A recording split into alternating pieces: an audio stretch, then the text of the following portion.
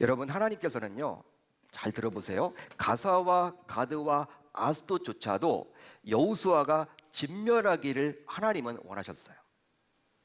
예외를 두지 않기를 원하셨어요. 아무리 여러분 작은 동네를 하더라도 그 동네 사람들조차도, 거기에 살아있는 아낙 자손들조차도 다 멸망시키기를 원하셨다라는 거예요. 하나님의 뜻이죠. 하지만 여호수아는 가사와 가드와 아스돗 지역을 모두 진멸했기 때문에 그 정도는 놔두어도 백성들이 평화롭게 살아가는 데는 아무런 지장이 없다라고 생각했던 거예요. 여호수아는. 실제 전쟁의 총사령관인 여호수아 입장에서는요, 하루빨리 정복전쟁을 마치고 백성들이 평안하게 살도록 하는 것이 여러분 본인의 그러한 목적일 수 있습니다. 그게 사명이라고 생각할 수도 있습니다. 왜냐하면 부담감이 있잖아요. 전쟁을 여러분 계속 치른다는 것은요, 생사가 오가는 일이기 때문에 어떤 여러분 지도자가 전쟁하기를 원하겠어요? 예? 어떤 지도자가 전쟁이 지속되기를 원하겠냐는 거야. 그러니까 정복전쟁 하나님이 시켜서 하는 거지만 하루빨리 끝내고 평안을 백성들에게 줘야겠다. 정말 여호수아 입장에서는 그런 마음 갖지 않았겠습니까? 그렇기 때문에 끝낸 거예요. 그러기에 가사와 가드와 아스돗의 아낙 사람들이 일부 남았지만 대수롭지 않게 여기면서 전쟁을 종결시켜 버린 것이죠. 세력도 미미하니까 남아있어도, 그들을 남겨도 이 전쟁의 승패는 이미 결정된 것이고 우리가 승리했다라고 여호수아는 여겼기 때문에 전쟁을 그냥 종결시켜 버린 것입니다. 실제 여러분 평안이 왔어요. 전쟁이 마쳐지자마자. 이처럼 신앙생활을 하다 보면요, 신자인 우리와 하나님의 생각이 다를 때가 있습니다. 신앙생활을 하다 보면요, 하나님의 뜻은 A인데 우리는 자꾸 B로 가고 싶은 마음이 들 때가 있죠. 물론 신자라면 자신의 생각을 접고 오직 하나님의 뜻을 따라야 한다라고 말을 합니다. 그거 부정할 사람은 아무도 없어요. 여기에 나와서 예배드리는 모든 분들, 가정에서 지금 예배드리는 모든 분들, 나는 하나님의 뜻을 따라야 하지. 그거 여러분들 부정할 사람 아무도 없습니다. 저를 포함한 여러분들 모두 내 생각을 하나님께 맞춰야지. 다 동의하실 거예요. 하지만 우리가 살아가는 이 세상에서 신앙을 지키면서 살아간다는 것은 결코 쉬운 일이 아니다 보니 우리는 종종 세상의 요구에 타협하며 나름대로 신앙생활을 해나가죠. 나름대로 신앙생활을 해나가요. 그러나 우리는 우리의 미래를 내다볼 수 없습니다. 우리는 우리의 미래를 내다볼 수가 없어요. 하나님께서는 그렇지만 우리의 앞날을 정확하게 예측하시는 분이기 때문에 현재를 살아가는 우리들이 보기에는 어떨 때는요, 너무나 답답해. 하나님이 A를 주셔야 되는데 왜 B를 주시는 거야? 나는 A를 쪽으로 가기를 원하시는데 왜 B 쪽으로 가라고 하지? 나는 여러분 앞날을 보지 못하잖아요. 하나님은 우리들에게 좋은 거 주시는 분이기 때문에 내가 A를 선택하는 순간 이제 지금은 좋을지 몰라도 나중에는 후회되는 그 날이 분명히 있거든요. 하나님 그것을 아시기 때문에 B를 주신단 말이에요. 그렇지만 여전히 우리들은 계속해서 하나님 앞에 앞날을 보지 못하면서 지금 당장 이 순간을 모면하려고 A를 자꾸 달라고 이야기하는 경우들이 많다는 것이죠. 자, 이제 시간이 흘렀습니다. 여호수아가 아낙 자손을 남긴 가사라는 곳은요, 사사기 16장을 보면 또 나와요. 오늘 우리가 살펴볼 본문은 지금 여호수아 11장인데 사사기 16장에 보면 이 가사라는 곳이 나옵니다.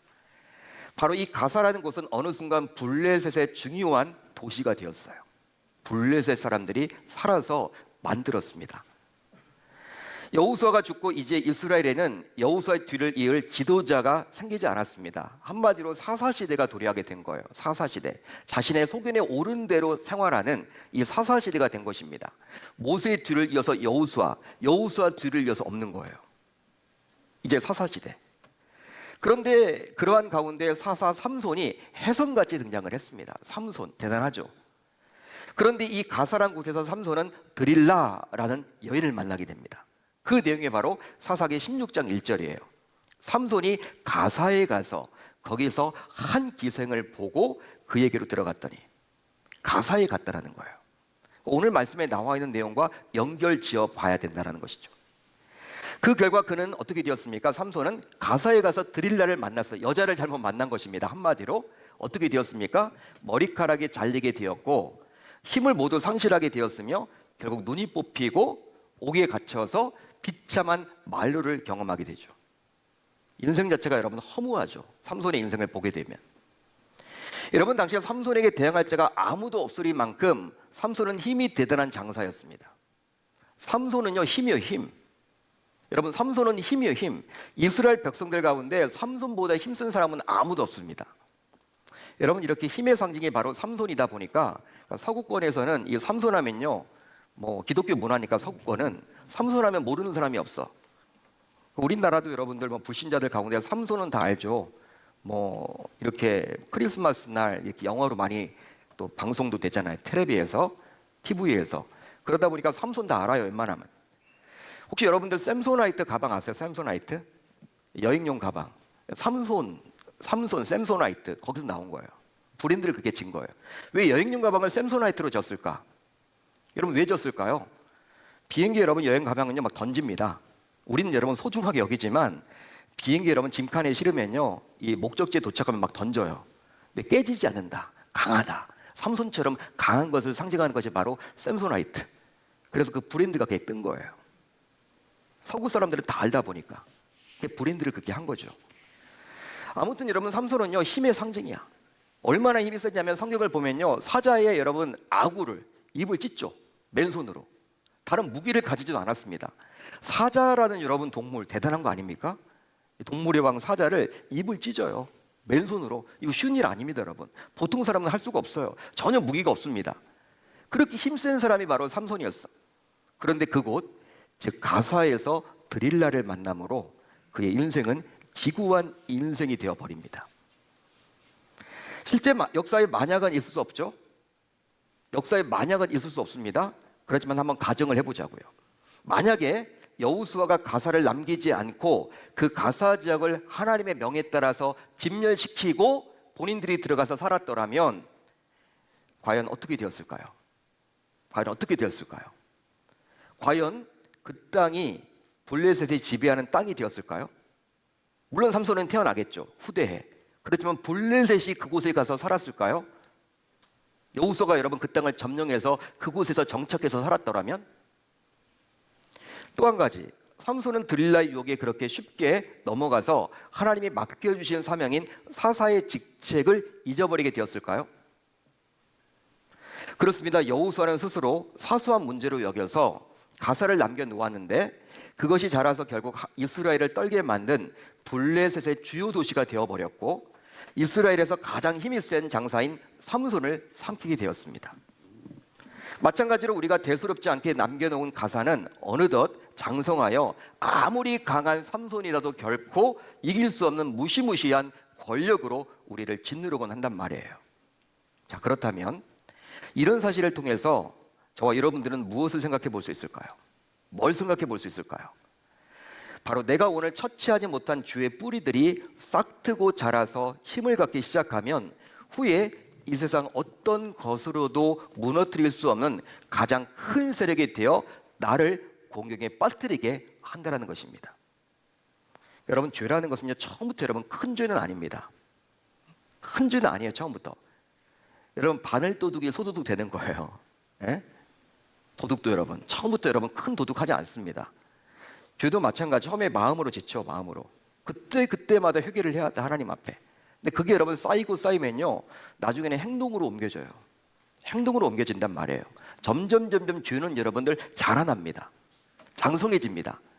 그 죄의 사이즈가 여러분 그냥 그대로 머물지 않아요. 암세포와도 같은 거야. 죄는. 암도 여러분들 그냥 가만히 있는 암은 없잖아요. 왜 암이 무섭습니까? 자꾸 퍼진단 말이에요. 번진단 말이에요.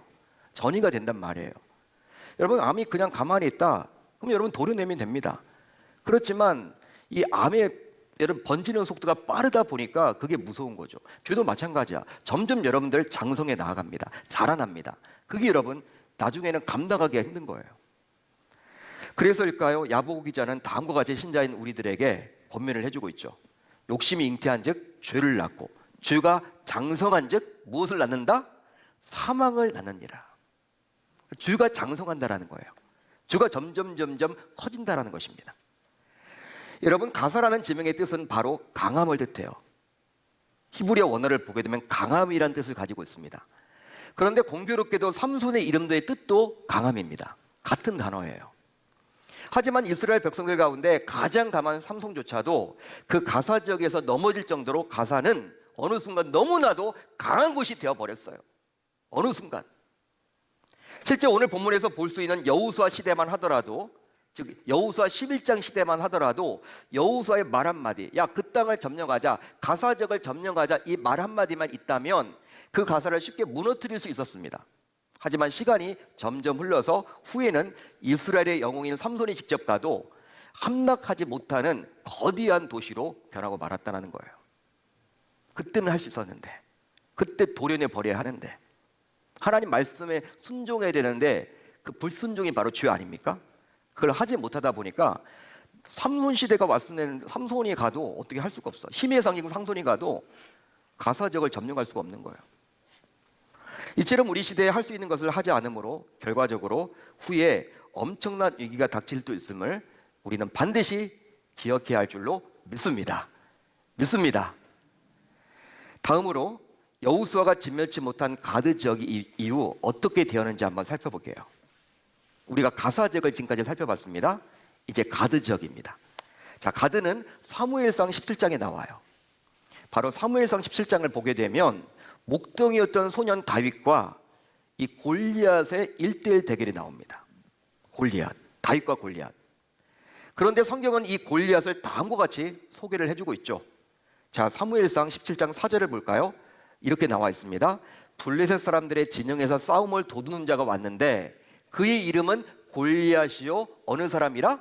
가드 사람이라. 여기에 또 가드라는 단어가 나와 있네요. 지명이 나와요. 오늘 여호수아 11장과 연결되는 거예요. 성경은 골리앗이 바로 가드 출신임을 분명히 언급해 줍니다. 굳이 여러분 언급할 필요가 없는데 언급해 주고 있어요. 일부러 그렇게 해주고 있는 거예요. 그동안 우리는 이 사무엘상 17장을 보면서 하나님께서 다윗과 함께 하사 물맷돌 하나로 거인 골리앗을 이기게 하신 이야기로 들어왔습니다. 맞는 말이죠. 여러분 이 이야기를 들어오면서 어떤 교훈을 얻었습니까? 어떨 때 우리가 은혜 받았어요? 바로 하나님의 편에 선 자가 하나님 편에 서지 않은 자를 이기게 된다는 교훈을 받을 때 우리는 아멘 했죠. 아 그렇구나. 하나님과 함께하면 어떤 위기 속에서도 우리는 승리할 수가 있겠구나. 맞는 말입니다. 우리가 그동안 그렇게 들어왔죠. 하지만 우리가 놓쳐서는 안 되는 것이 있습니다. 다윗과 골리앗 이야기를 들으면서도 우리가 놓쳐서는 안 되는 것이 있는데 바로 왜 이런 사건이 일어날 수밖에 없었냐라는 거예요. 왜 이 사건이 여기에 기록되어 있느냐라는 거예요. 그 이유는 바로 무엇입니까? 바로 여호수아 11장에서 볼 수 있듯이 여호수아가 가드 지역에 있던 아낙 자손을 진멸하지 않았기 때문에, 진멸하지 않음으로 말미암아 다윗과 골리앗 이 전쟁이 일어나게 된 거예요. 그 결과 사사시대에 들어와서 그리고 그 이후에 들어와서 이스라엘 백성들은 하나님으로부터 크게 혼이 나고 주변 이방 나라의 끊임없는 침입을 당하게 되는 것이죠. 그러니까 여호수아 11장에서 여호수아는 별것 아닌 것처럼 여겼지만 이게 점점 시간이 흐를수록 어떻게 됩니까? 나중엔 감당하기 힘들어지게 됐다는 거예요. 사사시대 또 사울왕 시대 얼마나 주변 나라들이 이렇게 침입을 해왔습니까? 이스라엘 백성들을. 자, 그렇다면 여러분 왜 하나님께서는 여호수아와 이스라엘 백성들에게 가나안 땅에 있던 원주민들을 정복하고 그것을 진멸하라고 다소 강하게 말씀하셨습니까? 여러분 우리가 생각해 보십시다. 하나님은 사랑의 하나님 맞아요. 사랑이 많으신 분이십니다. 용서를 해주십니다. 자기 백성들을 사랑하는 건 좋은데 자기 백성 때문에 어떻게 여러분 굳이 그 가나안 땅에 들어가서 이스라엘 백성들이 아닌 그곳에 살았던 원주민들을 진멸시키라고 이야기를 합니까? 여러분 진멸이란 단어는 히브리어로 헤렘이란 단어예요. 헤렘은 어떤 뜻이냐? 그냥 단순히 전쟁이 아닙니다. 고대 전쟁에도 룰이 있어요. 룰이. 요즘에도 뭐 러시아가 지금 우크라이나 전쟁 이렇게 할 때 이렇게 유엔에서 이렇게 그만 제네바 협의에서 그만 살상 무기를 쓴다. 막 그런 의심을 많이 받죠. 그러니까 전쟁을 할 때 룰이 있습니다. 부녀자들은 죽이지 않아요. 어린 아이들은 죽이지 않습니다. 가축들은 죽이지 않아요. 남자들을 주로 죽이죠. 그게 여러분 고대 사회 전쟁의 룰이에요. 근데 이 헤렘은요 어떤 뜻이 있냐면 하나님의 전쟁, 성전이라고 거룩한 전쟁이란 뜻인데 바로 하나님이 어떻게 말하시냐면 헤렘을 선포하게 되면 진멸을 선포하게 되면요 어린 젖먹이까지 다 죽이는 거예요. 가축들까지 다 죽이는 거예요. 너무 잔인하지 않습니까? 하나님이 어떻게 그럴 수 있냐라는 거야. 아니, 하나님은 사랑이 많으신 분인데 어떻게 이렇게 잔인한 명령을 내릴 수 있냐라는 거예요. 여러분 어떻게 설명하실래요? 말이 됩니까, 여러분 이게? 세상 불신자들이 이 말 내용을 들으면요, 야, 하나님 참 잔인하시다 이렇게 여길지도 몰라요. 그렇다면 하나님은 왜 그렇게 했을까? 백성들이 여러분 가나안 땅에 들어가서 그들과 잘 지내라, 그들과 잘 지내고 그 땅에 가서 그들에게 영향력을 끼쳐서 그렇게 살아라, 그렇게 말해도 좋을 텐데 그게 아니라 무조건 죽이라고 이야기를 했을까? 어린 젖먹이까지 왜 진멸시키라고 이야기를 했을까? 그들을 다 내쫓으라고 이야기를 했을까? 빼앗으라고 이야기를 했을까? 그 이유가 있습니다. 바로 하나님을 믿는 신자는 세상의 원리들과 타협해서는 아니 됩니다. 여러분 잘 들으세요. 하나님을 믿는 신자는 세상의 원리들과 타협해서는 아니 되고 세상 것들을 좋아해서도 아니 돼요. 그리고 그들의 좋지 않은 영향을 받아서도 아니 되기에 하나님께서는 그 땅에 살고 있는 가나안 거민들을 정복하고 진멸하라고 하신 거예요. 다른 이유가 아니에요. 그러니까 백성들을 너무 잘 아는 것이죠. 진멸하지 않으면 그들의 영향을 백성들이 받을 수밖에 없다는 것을 하나님은 너무나 잘 알다시피 하기 때문에 새로운 판을 깔겠다라는 거예요. 적박불이 흐르는 그 땅에서 하나님의 백성대로 이제 하나님의 말씀대로 살도록 하겠다라는 그 생각 때문에 그렇게 감히 좀 잔인한 명령을 내리신 거예요. 하나님이 말씀하셨기 때문에 백성들은 따라야 합니다. 따라서 여호수아를 비롯해서 당시 이스라엘 백성들이 가사와 가드와 아스도를 정복하지도 않았고 또 진멸하지도 않았고 남겨둔 것은 어떤 의미에서 보게 되면 그들이 그것을 좋아했기 때문이라고 볼 수 있는 거예요. 왜 여러분 남겨놨겠습니까? 왜 가드에 살았던 아낙 사람들을 남겨놨겠습니까? 왜 가사와 아스도르에 살던 그 아낙 사람들을 남겨놨겠습니까? 그러니까 여호수아와 백성들이 그들을 바라보면서 그들이 좋게 보였기 때문에 남겨놓았다라고 추측해 볼 수 있는 것이죠. 한마디로 일종의 세상과 타협한 것이라고 볼 수 있습니다. 그 결과 사사시대에 들어가서 그리고 그 이후에 어떻게 되었습니까? 그것이 올무가 되어서 이스라엘 백성들은 큰 위기를 당하게 된 것이죠. 그러기에 사사시대에 들어가서 그리고 그 이후에 주변 나라인 모압, 암몬, 아말렉, 블레셋이 갑자기 강해져서 이스라엘을 공격한 것이 아니라 하나님의 관점으로 보게 되면 이스라엘이 충분히 가사와 가드와 아스도르에 있는 거민들을 정복하고 진멸하고 있었을 때 그 죄의 뿌리를 뽑아내지 못함으로 말미암아 그 결과 그것이 싹이 트고 자라나서 어느 순간 그것이 올무가 되어 이스라엘을 괴롭혔다고 봐야만 하는 거예요. 갑자기 어느 순간 블레셋이 강성해지고 암몬이 강성해지고 모압이 강성해지고 아말렉이 강성해져서 이스라엘 백성들을 공격한 것이 아니라 하나님의 관점으로 보게 되면 여호수아 11장에서 이 죄의 뿌리를 도려낼 수 있었는데 이것을 그대로 두자 이것이 점점 자라나서 나중에는 감당하기 힘들게 되었다. 이렇게 여러분들이 보셔야 하는 거예요. 여러분 그렇습니다. 그러기에 죄의 뿌리를 뽑아낼 수 있을 때 저와 여러분들은 단호히 죄의 뿌리를 뽑아낼 수 있어야만 할 줄로 믿습니다. 그러니까 도려내야 하는 거예요. 여러분 수술할 때도 여러분 빨리 하는 게 좋죠. 기왕 할 거라면, 수술을 할 거라면 점점 시간이 여러분의 흐르면요 나중엔 감당하기 힘들어요. 아마도 성경에는 나와 있지 않지만 한번 상상을 해보고 싶어요. 오늘 말씀을 보면서 상상을 한번 해보자고요. 여호수아가 하나님의 명을 받들었습니다. 그래서 가드 지역에 가서 그들을 다 진멸하려고 했어요. 그런데 어떤 일이 벌어집니까? 가드에 살던 사람들이요, 부녀자들이, 어린 아기들이 어떻게 합니까? 살려달라고 애원하는 거예요. 좀 살려달라고 애원하는 거예요. 목숨만 살려달라고 애원을 합니다. 여호수아 여러분 바짓가랑이를 붙들고 살려달라고 합니다. 눈물을 흘리면서 여호수아에게 애원하였어요. 상상을 해보자고요. 이에 마음이 흔들리게 된 여호수아는 그냥 그들의 세력이 약한 것만을 보고 그들이 그곳에 살도록 그냥 내버려 둔 것이죠. 보니까 남자들도 거의 없고 뭐 세력이 이미 와해되어 있고 뭐 전쟁을 할 그러한 병력도 없기 때문에 막 우니까 어린 아기들까지 여러분 나타나서 막 우니까 여호수아 입장에서도 그래 그냥 살아라 놔둔 거예요. 그런데 놀랍게도 수십 년이 흘렀습니다. 결과적으로 어떻게 되었습니까? 상황이 반전되었어요. 가드 사람 골리앗은 이제 이스라엘 백성들에게 무릎을 꿇고 항복하라고 호통을 쳐요. 무릎을 꿇고 항복하라고 호통을 친단 말이에요. 아니, 여호수아 11장 때는요, 그 땅의 백성들이 여호수아의 바지가랑이를 붙잡고 애원했는데, 이제 수십 년이 흘러서 이제 가드에 있던 그 골리앗이 이스라엘 백성들에게 무릎을 꿇으라고 하고 있는 거예요. 완전히 역정된 것이죠, 인생이. 여러분, 이 모든 것은 바로 여호수아가 하나님의 말씀을 온전히 지키지 못했기 때문에 벌어진 일이에요. 쉽게 말하면 소위 세상이 말하는 정에 치우쳐서 하나님의 말씀을 온전히 지키지 못하고 자신의 멋대로 가드 사람들을 살려둠으로 후에 결국 큰 어려움을 겪게 되었다라고 우리들에게 말씀해주고 있습니다. 정에 치우친, 자녀도 여러분 정에 치우치면 안 돼요. 하나님 말씀의 기준을 상정 자녀를 양육해야 돼. 이 하나님의 말씀에서 엇나간다? 어릴 적에 따끔하게 혼내야 돼요. 자녀들, 내 자녀 귀하다면 놔두시면 안 돼요, 여러분. 하나님 말씀에 여러분 기준이 돼야 돼. 자녀를 기를 때에도, 우리가 직장 생활을 할 때에도, 가정 생활을 할 때에도, 부부간의 관계를 맺을 때에도 항상 기독신자들의 기준은 바로 무엇입니까? 말씀이라는 거예요.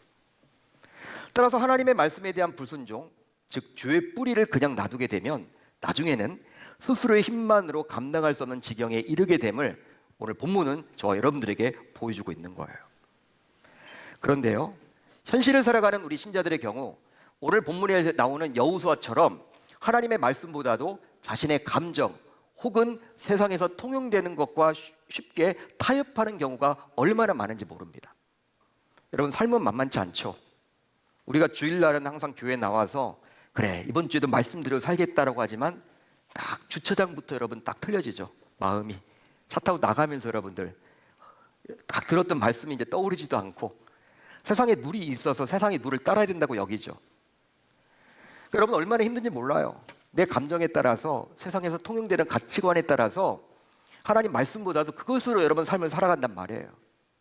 그러니까 이 시대 속에서 여호수아란 말이야, 저와 여러분들이. 오늘 본문에 나와 있는 여호수아는요, 정말 신앙으로 본받을 만한 인물이 못 돼요. 근데 그런 여호수아의 모습이 바로 이 시대를 살아가는 저와 여러분들의 모습과 별반 다르지 않다는 것이죠. 이제 말씀을 정리합니다. 우리가 살아가는 이 세상은요, 우리 신자들에게 적당히 믿으라고 요구를 합니다. 적당히 믿어라. 야, 다른 교회 다니는 누구는 그렇게 너처럼 까다롭게 안 하는데 그냥 적당히 믿어. 주일날 교회 가. 주중에는 세상의 방식이 있는 거야. 지금 세상과도 일정 부분 타협하면서 신앙생활하는 것이 소위 현명하다라고 세상 사람들은 자꾸 우리를 유혹해요. 하지만 오늘 말씀에 나온 여호수아의 모습, 즉 말씀 대신에 자신의 감정과 세상의 룰을 선택한 결과 사사시대와 그 이후 사울시대 어떻습니까?